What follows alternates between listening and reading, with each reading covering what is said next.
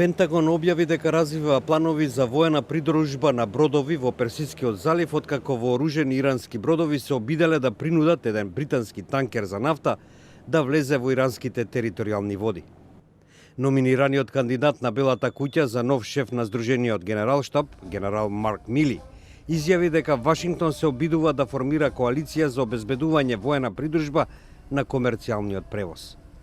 Мислам дека тоа ќе биде во текот на следните неколку недели, рече тој во Сенатскиот комитет за вооружените служби.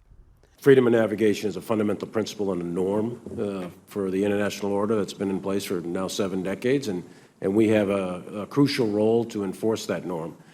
Дека се подготвува акција на сојузниците во Персискиот залив, потврди и портпаролката на Американскиот Стейт Департмент Морган Ортагус. We will continue to work closely with the United Kingdom and our allies to ensure that the Iranian regime's malign activities do not further disrupt international law, maritime security, or global commerce.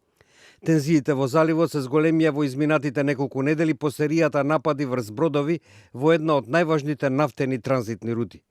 До ова доаѓа во моменти кога економијата на Иран е во слободен пат по повторното наметнување на американските санкции, откако председателот Доналд Трамп се повлече од меѓународниот договор од 2015 година, кој имаше за цел запирање на иранската нуклеарна програма.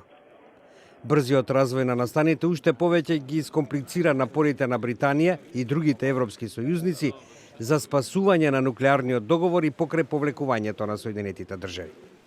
Изјавата на Мили дојде откако Лондон го обвини Техеран дека 3 ирански вооружени бродови сакале да го попречат преминувањето на танкерот, британско наследство, долг 274 метри. На овој ирански обид се гледа како на знак на одмазда за британското запленување на иранскиот танкер кај Гибралтар пред неколку денови.